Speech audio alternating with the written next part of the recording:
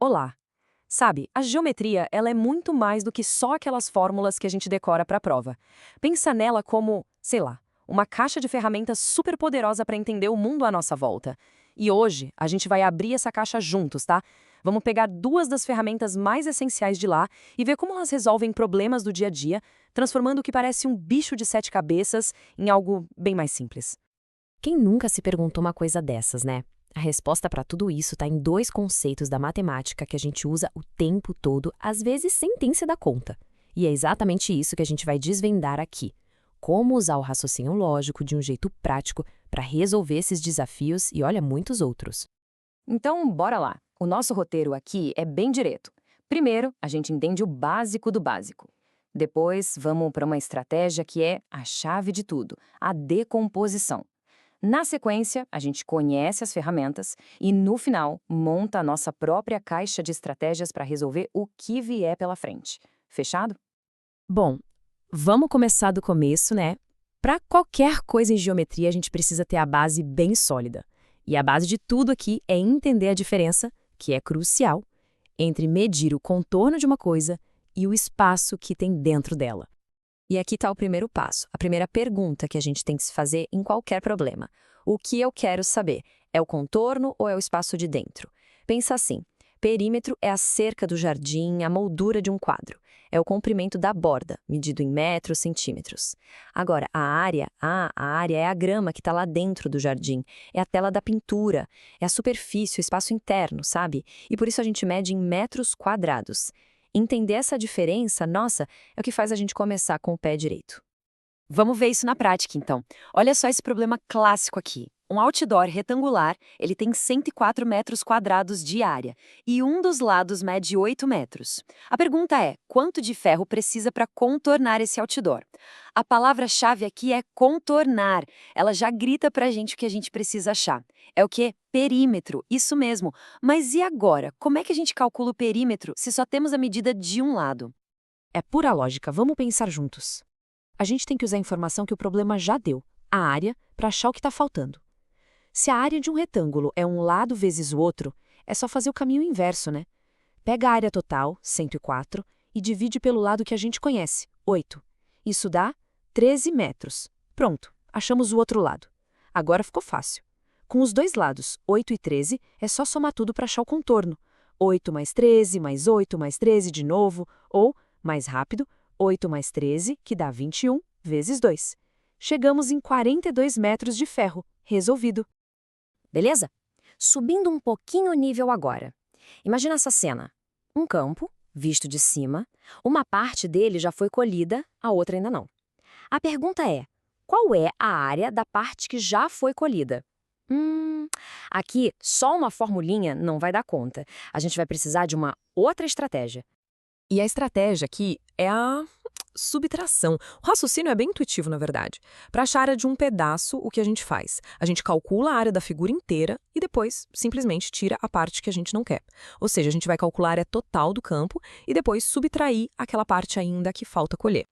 Então vamos para as contas. A área total, o campo inteiro, é um retangulão, certo? A altura dele é de 6 quilômetros. E a largura? Bom, é um pedaço de 7 mais um de 3, então 10 quilômetros. 6 vezes 10, temos 60 quilômetros quadrados de área total. Agora vamos ver a área que ainda falta colher. Ela tem 4 por 7 quilômetros, o que dá 28. Beleza. Agora vem o grão finale. 60, que é o total, menos os 28 que faltam, o resultado é 32 quilômetros quadrados. Essa é a área que já foi colhida. Viu? Não era tão difícil. Ok, agora que a gente já aqueceu os motores, vamos para a ferramenta que eu diria que é a mais poderosa da nossa caixa. O nome dela? Decomposição. É tipo um superpoder que permite que a gente enfrente umas figuras que, de cara, parecem impossíveis de calcular. A ideia por trás da decomposição é genial de tão simples. Em vez de quebrar a cabeça com uma forma toda esquisita e desconhecida, a gente quebra a forma. A gente divide ela em pedacinhos que a gente já conhece bem. Retângulos, triângulos, trapézios. Formas que a gente sabe calcular a área de olhos fechados. E tá aqui o nosso chefão de fase. Olha só para essa figura. Sério, por onde a gente começa? Não tem no livro de matemática uma fórmula da figura esquisitona? Parece bem complicado, não parece? Mas E se a gente mudar um pouco o nosso olhar sobre ela? E aí que tá a mágica. Olha de novo. Não é uma figura complexa. Na verdade, são 4 figuras bem simples, todas juntas. Ali tem um retângulo, um trapézio, um triângulo e um losango. De repente, o problema ficou diferente. Em vez daquele monstro de 7 cabeças, a gente tem 4 probleminhas bem menores para resolver. Isso aqui mostra perfeitamente como um pouco de organização transforma o caos em clareza. A gente vai calculando a área de cada pedaço, um por um. O retângulo verde, base vezes altura, 30 metros quadrados. O trapézio azul, 22,5. O triângulo rosa, 10. E o losango amarelo, 24. Tá vendo? Cada um deles é só um cálculo simples e direto. E agora, a parte mais gostosa. É só somar tudo. 30 mais 22,5 mais 10 mais 24. A área total daquela figura que parecia impossível é de 86,5 metros quadrados. Isso é a prova do poder da decomposição. É o famoso dividir para conquistar na prática. Essa estratégia de decomposição é fantástica, né? Mas claro, ela só funciona se a gente souber qual fórmula usar para cada pedacinho. E isso leva a gente para um ponto que é fundamental. Primeiro, a gente precisa saber identificar cada figura geométrica pelo nome. Então, a regra de ouro é essa. A identificação vem antes da conta. Saber se uma figura é um quadrado, um losango ou um paralelogramo não é só para dar nome aos bois, não. É isso que diz pra gente qual ferramenta pegar daquela nossa caixa para resolver o problema. O Tangram é um exemplo perfeito disso. São só 7 peças, mas olha a variedade de formas que tem ali. A gente tem triângulos de vários tamanhos, um quadrado, um paralelogramo. Cada pecinha tem as suas características, as suas propriedades. E por causa disso, cada uma tem um jeito, uma fórmula para calcular a área. Dando uma olhada mais de perto nas peças, a gente vê, por exemplo, que a peça número 1 é um paralelogramo, a 5 é um quadrado. E mesmo quando a gente fala triângulo, tem um mundo de diferenças. Se os 3 lados são diferentes, o nome dele é escaleno. Se todos os lados são iguais, que a gente chama de congruentes, ele é equilátero. Cada nome desses carrega uma informação que é crucial para o cálculo.